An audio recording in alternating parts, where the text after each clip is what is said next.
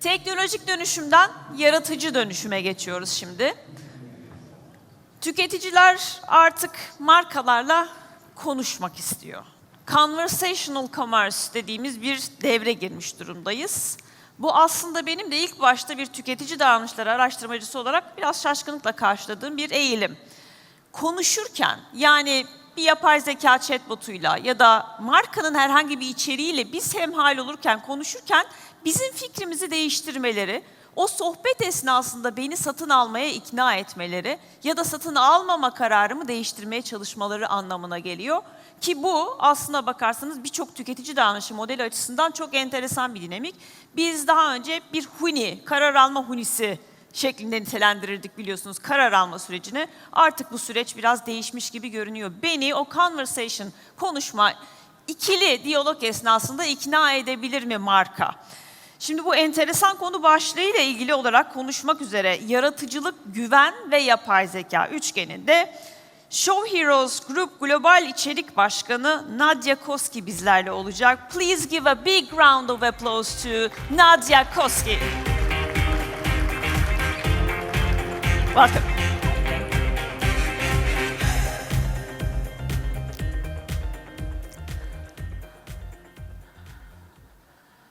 Merhaba.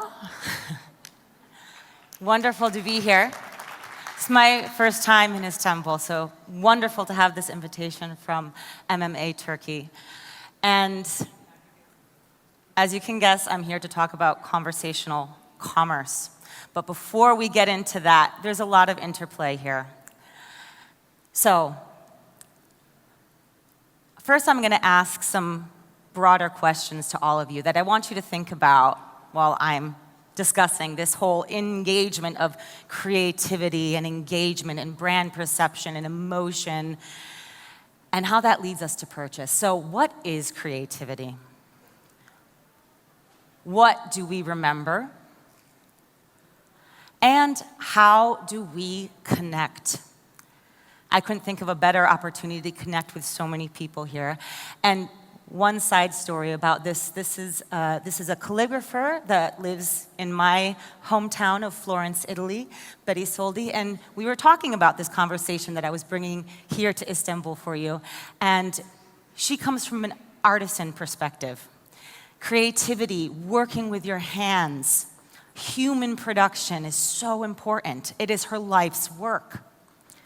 As marketers, that plays a role, but we're seeing that shift with AI. Stories shape how we see the world and how the world sees us. So, as I said, I'm an American, if you couldn't guess from my accent, but I have been living in Italy for 20 years. It is my home. It is the home of artigianale, tutto artigianale, everything made by hand with passion. Italians are very passionate.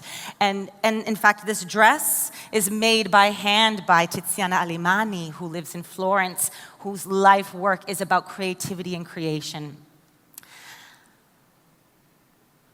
Nowadays, apart from actually working with our hands, we are on screens, let's face it. I want to ask you all your screen time number at the end of this. Whether that's a mobile phone, whether that's your computer, whether that is your tablet, whether that's gaming, it's a multi-screen world and our attention is all over the place, okay? How do we get that attention? How do we remember the message? And how do we connect with a brand if we're a marketer today? We're all talking about AI. It's a part of our marketing toolkit, whether we like it or not. In fact, 58% of marketers say that they're increasing AI for the creative generation over the next year, and they're going to be expanding that into targeting and forecasting. 79% are also increasing their spending on AI-generated content.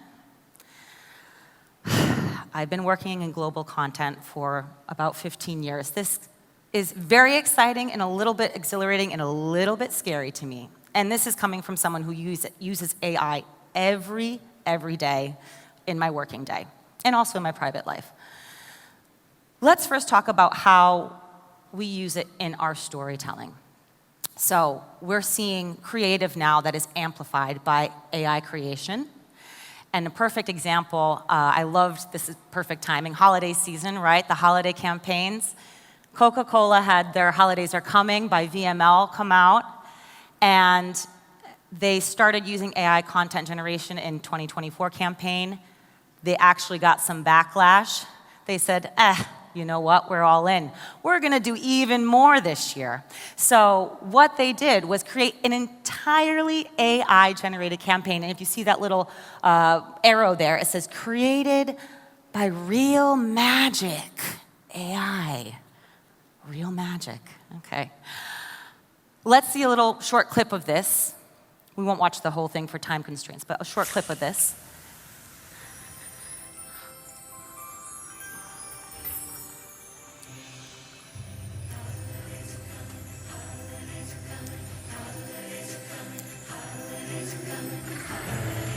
We have penguins, we have polar bears, we have hedgehogs. Oh my gosh, pandas.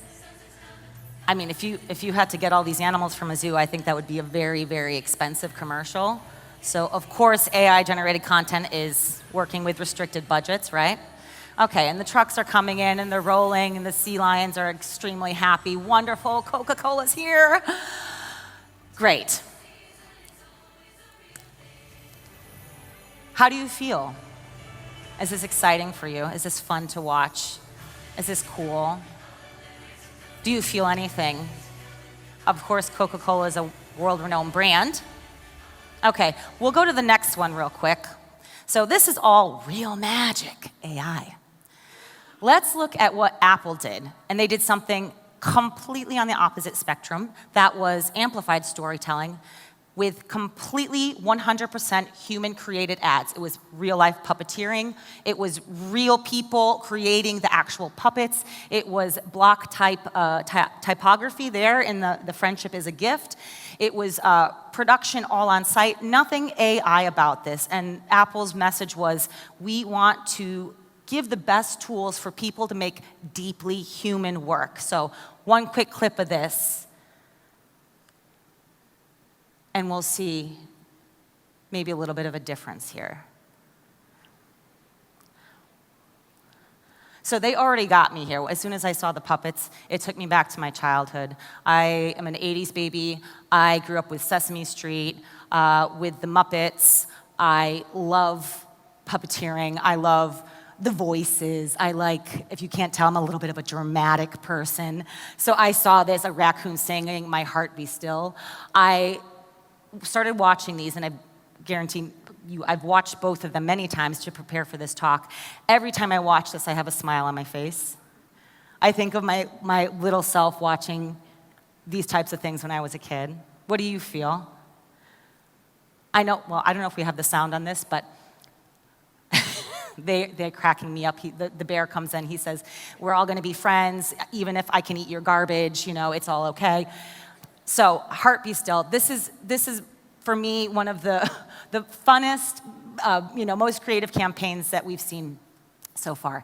So, going into what that means actually when we need to go about our daily lives, buy something, be efficient, use AI to figure out, how to do things faster.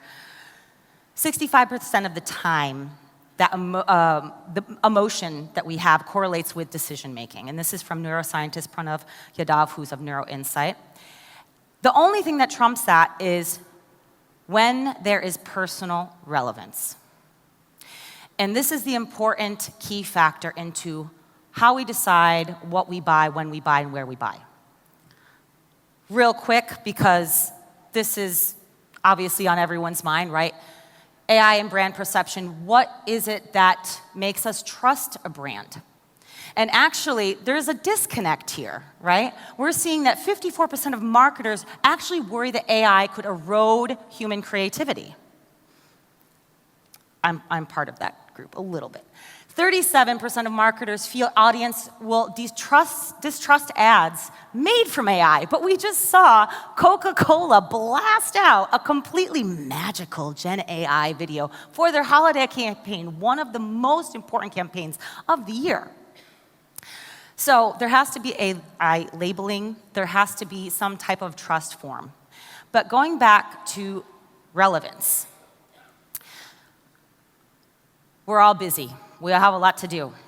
We want AI to make our lives more simple. As marketers, we want that to increase our creativity, but also help us segment better, target better, reach our customers, hyper-personalize.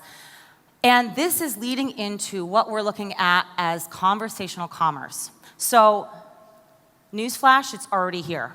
The two-tier internet is already here, and that is when agents are looking at sites and purchasing for you. And so you have to be found now by an AI agent, and that doesn't necessarily mean you have to have a fancy website, that you have to have this amazing branding on site, that you have to have an online presence. Your product needs to be found by an agent, okay? We're seeing that 63% of Google searches end without a click. People aren't using Google anymore. Where are they? Where are you? We're on ChatGPT. We're on Perplexity. We're on any other LLM that's going to help us find the answer as fast as we can. That means also that organic web traffic is going to see a decrease of 50%, according to Gartner, by 2028. That is massive. So, what's happening? Where are people going? How are they buying? Amazon, perfect example. Prime Day this year, 2025, AI-sourced traffic to their retailer's site rose over 3,000%. People are using the Amazon agent to buy and purchase for them. And if you want to know more about conversational commerce, check out Early Adopter Podcast with Jess Carlin and Kyle Corliss, because they can explain this even better than I can. They're the super smartest, nerdiest people that I know, and they do an amazing conversation on this on their podcast. So, where does that leave us? How are we going to reach these people? How are you going to be discovered online? How are people going to remember your messaging? We did something really interesting at Show Heroes, and that was start thinking about ad formats that play into that conversation and deliver results to brands that they can use in a privacy-safe way and placate to that product discovery. There's no longer a 3-keyword type-in. We're seeing up to 350 characters now. It's a conversation that people are putting in to their LLMs. And another interesting factor is, with conversational commerce, you are the ones in control of putting that information in. You are asking, I have to buy new running shoes, and my budget is €100, and I need to have this for a specific health issue that I have with my foot, and I like these Puma brands and New Balance brands, and I need something that's available immediately. This is where it gets interesting. ChatGPT, OpenAI, has just opened up their agentic commerce protocol. This is rolled out in the States. It's going to be rolling out across Europe and the rest of the world in the next 6 months.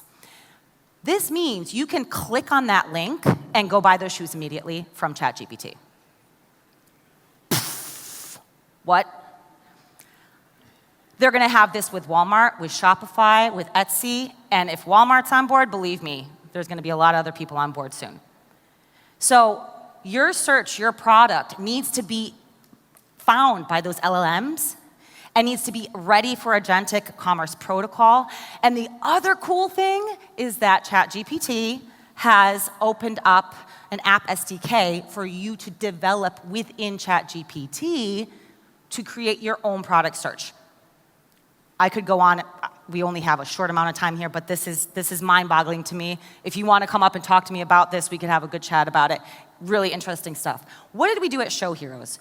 We decided we need an ad format. We're a technology company, a contextual video company. We need a format that does exactly that gives the customer information. So we have an ad format that's activated by a QR code on CTV, or an end card, call to action on online video. And you can chat directly in there in the publisher environment or in your phone in that environment and be engaged with quizzes, with maps, with insights, and stay right in there and ask whatever you want. It's a brand safe, privacy safe environment. We're not sharing, that's not teaching data on other LLMs. This is all within our own tool, so you don't have to worry about what you put in training other LLMs. Let's take a quick look at the video that presents this. We just launched this in September. And what's really interesting is we're already seeing that consumers, when they are in Hero Chat, they're spending over 4 minutes with the brand. 4 minutes? When's the last time you spent 4 minutes with an ad? That's a long time. So you go, you scan, you're on your phone. Let's say you need to, go on a ski vacation. You want to find out what the weather is. You need to understand what's the best location to go to, what are the best maybe skis I need to buy. You need to uncover what are the products that would be available. In this case, we went from skiing to running shoes. And you have complete control there of what you put into the tool, and the brands that we were starting to work with, they also have all that information to understand what their customers are asking about them. So we are very excited to be rolling this out. It's available all throughout Europe and the Americas. This is allowing people to take control of the brand research. And I won't go into the stats, you can read them here. But this is starting to change exactly how we think about creativity, how we remember images, how we remember messages, how we engage with brands. And so going back to my first questions, what is creativity? What do we remember? How do we connect with that? And I'd love to talk to any of you afterward because I find this conversation fascinating. If you have any questions, please come up to me afterward. But in the meantime, thank you so much for your time and the space to be with you all. Teşekkür ederim. Thank you, Nadia.